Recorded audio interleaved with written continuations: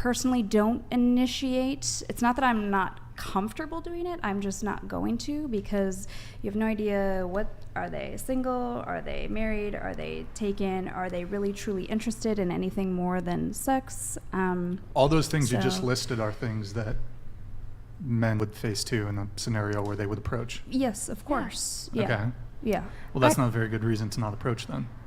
Yeah, I think women should be a little bit more cautious in general, and this is a blanket statement because we have all gender spectrums, we have all sexualities, but just for sake and ease of conversation, as far as straight, I'm going to just use straight male, female example. We can, switch it up a little bit more. But I feel like a lot of women have been in a situation like her, and I have been in the past too, where you're with a guy and it may start out initially okay, and the reciprocity is there, but over time you get more in your masculine energy and he gets more in his feminine energy, and he's sloughing.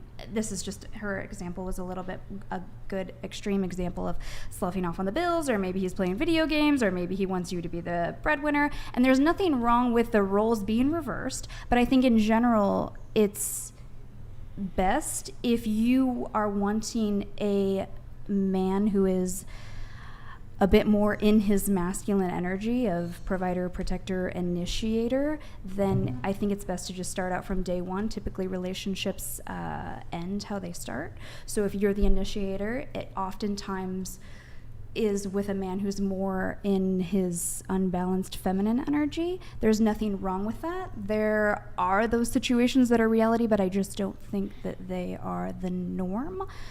Kind of depends on what you're looking for. But because I've spoken to so many women and they're wanting more of that man to be in his core masculine energy, which does not mean like he's hugely in his masculine energy and you have to be submissive and just do whatever he says. It's more of a balance.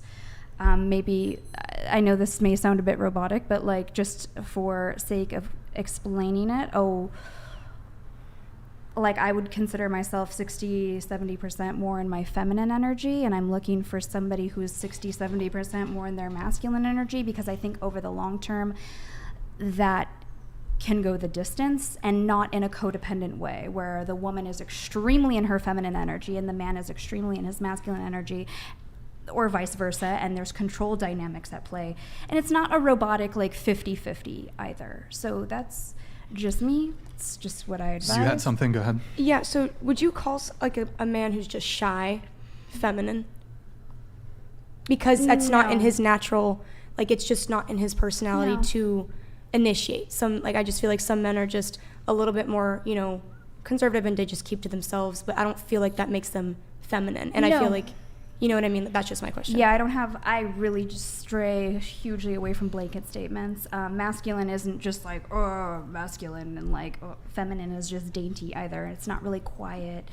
If he's a bit more hesitant to initiate, you could say he either is, it's all dependent. He either is essentially meant to match with a woman who is more comfortable and wants to stay more in her masculine energy and is just more that dominant role, or maybe more of a 50-50 type of relationship, which in my personal opinion is rare.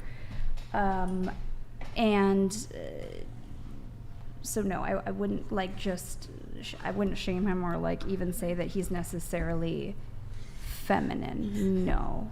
But if he is looking to be in his masculine energy more so and have a partner that is a bit more in her feminine energy, then that's something that has to grow and evolve within him, I would say.